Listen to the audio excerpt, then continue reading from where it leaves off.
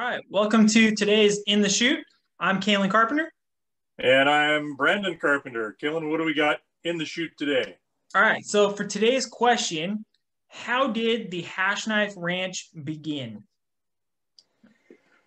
Oh, wow. Okay. That's a good way I'll to try do to it. yeah, this is a good one because it's going to take a little bit of time. And it's essentially taking two families, converging them, just like we talked last time about the skills and things learned as horse trainers Yeah. from both sides of my family, my mom's side, my dad's side. So let's start with the land. The first thing that happened was the Homestead Act. You're talking 1860s. I think it was 1862 till into the early 1900s. Essentially is when it's kind of the exodus of a lot of people by the time they just couldn't make it. Which I would add in there too. People don't understand it all. I was talking to a guy a couple months back, and he said, "Hey, do you know what a section is?" I'm like, "I sure do." He's like, "Well, what's in a section?" I said, "It's a 640 acres." And he goes, "Wow, not a lot of people know that." I was like, "Yeah, because a quarter section is 160." And he's like, "Well, how do you know that?" I was like, "Well, the Homestead Act says per person you can stake 160 acres, again, per person. So if you get a family of four and you go and stake per person, you can get 640 acres." But you had to improve on that over a 2-year period. Right. And yeah, that was the caveat. There's a loop in there somewhere. There's some cultural issues that took place when you move people from the Middle Ohio Valley or the East, and that's what was trying to enable people to do, is to move out here, make a living, and expand the Western frontier, essentially. Right. But 160 acres in Ohio or Kentucky, where I'm at, or Kentucky, it's a whole lot different than it is out here. 160 acres is a lot of ground back there that you could work by hand manually.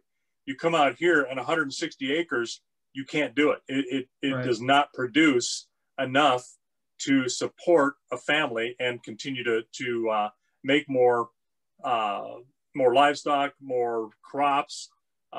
There's some areas out here that when they came out and homesteaded and then put grain in, for example, this is virgin ground. They tilled it, and my God, they were making 60, 70 bushels an acre on virgin ground. It's like, woohoo. But right. This is arid soil. This is arid country out here. There's some areas you don't put a plow on. It'll blow away. It'll just erode horribly. So anyway. Well, and to add on to that, just real quick, I think there's also two things to keep in mind. And this kind of goes with, especially Montana, because we're a unique state. And that is, one half of the country is very, very fertile and whatnot. But then again, the grass, it may not be as good because it's higher elevation and higher in the mountains.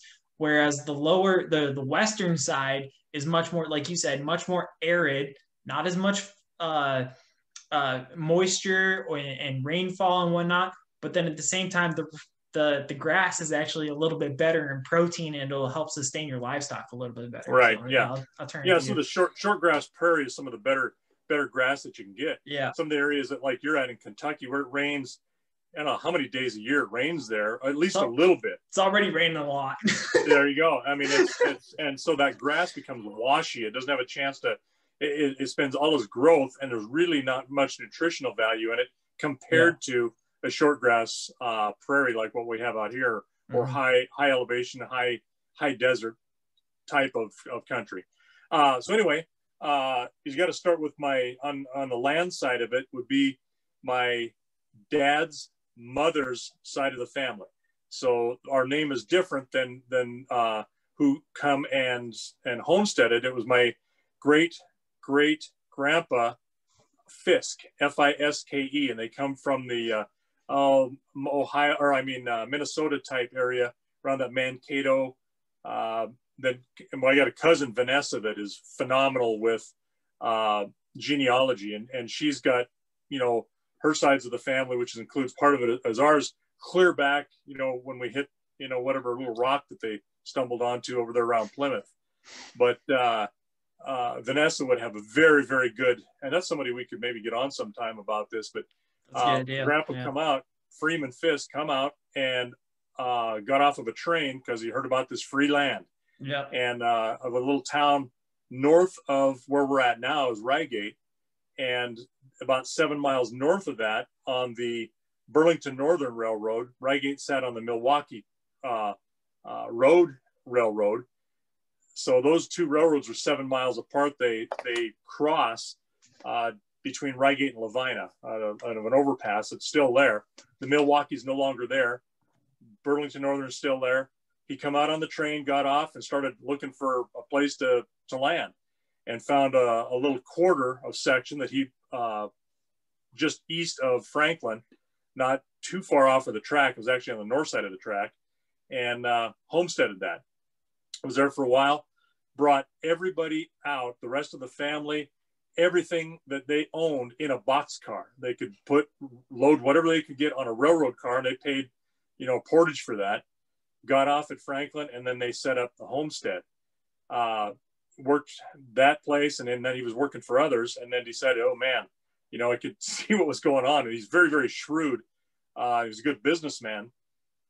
He started working, and they walked because they were poor. They didn't have anything, at that point really to be able to use as a conveyance, like a lot of horses, a lot of vehicles, that kind of stuff. So he and another guy started working for somebody, and they were headed more south of Franklin, kind of towards where we're at. Did some work for them and discovered there's some pretty nice areas out here. And where we're at, found that live spring that is still going today, over 100 years later, and filed on that. And they moved everything. I think he sold that quarter section there at Franklin, or a little bit east and north of Franklin, and moved everything to where we're at now. And then in the homestead days, every 160 had, somebody on it. And when you look to the north of us, you see the Snowy Mountains up there. There's a great big, large flat at the foothills of the Snowies called the Rothamay Flats. And my grandpa told me that when he was a kid, and he was born in 1922, when he was a kid, you could look up there at night and it looked like a huge, giant, large city. And you don't think of those terms because there's hardly anything there today. Yeah, well, especially in Montana. Let's be real here. Right. And this place, when you look up there today, you can't see anything. It's just a big flat. And there's a few homes and houses, some ranches up there. But everybody went broke and they went back home. They sold out. Well, it looks, all of these oil lamps, coal oil lamps or kerosene lamps were, lighting the entire countryside up there. Yeah. And so these were booming towns, Franklin and Reigate, Lavina. These were all fairly good sized towns. I mean, good God, they had butchers, they had jewelers, lumber yards. I mean, anything you needed, it was there. And I can remember the lumber yard when I was a kid there in Reigate. Of course, it's long gone, but he settled on that place. And then through the generations, or through time, as people were selling out and couldn't make it, he was quite shrewd. And it pains me to say it, but he ran a lot of sheep. And sheep have multiple crops. You've got a crop of wool, and you've got usually at least two crops of twins. They usually are the sheep are notorious because ewes have a bifurcated uterus. They have twins or triplets, and so they kept sheep, raised sheep, grazed sheep, sold these commodities off of them, and were slowly able to, as every time somebody sold out or just left, or they would say, hey, what can you give me for this place? He would buy them up, and he was able to, not spend a lot of money, but put that into a very good, solid foundation of more property. And it was good property with really good water. And so we ended up with a lot of that on the south side of the Musselshell River that he had accumulated over the years, and then passed that to my great grandpa Roy, who then they had my grandma Donna was the youngest of all of those kids. I think there were six kids. And then she married my grandpa Wayne, had my dad. So we've worked that down. Now, the other side of my family, the hash knife from my mom's side comes from the Allen side of the family. And they were, back in, the Civil War days, one of them come out fought and after the war, come out from that Arkansas country somewhere in there. Genealogy is not really good. I'm not really good with it, but it has been recorded. He come out. They settled in Wyoming, and then his relation, all same kind of thing, came out and settled around that Ten Sleep and Basin area. And then that's where my grandpa was born, is out there. My great grandpa was there, Ernest Allen, and my grandpa Yates was there. And then in 46, they moved to Montana, had an opportunity, come here, and they had developed or had the Hash Knife brand when they were in Wyoming, and established the brand there in the 30s, 20s, whenever. We haven't gone that far back. You've been doing some research on that. A little bit, the Wyoming side. But when they brought that, come to Montana, that brand came with them, and they were able to record the brand in Montana in the location and on animals, on cows and horses as they wanted to. Yeah. So they went to Melstone, and then from Melstone went to south of Billings a little bit. There was some partnership with some brothers-in-law, that kind of thing. You know how family things end up. So then my grandpa Wayne, or Grandpa Yates, went to work. He's basically sorry, that's lighting. My computer went down here, but my grandpa then was basically Yates was just a cowboy, worked for people all over the place, right, and trained horses. And he was very, very good. I mean, some of the older guys, if you run into them and they'll ask you who you are, who you're related to, and you say Yates Allen, they go, oh, there's that realization of, oh, God, that guy knew what the hell he was doing. So, which is really kind of neat. It makes you pretty proud. Or when somebody knows and they call you by, you're just like your granddad Yates. And it's like, thanks. I'll take it. I'll take it that way. Because I know, and they know, but a lot of the younger generation does, they've forgotten, they don't know anymore.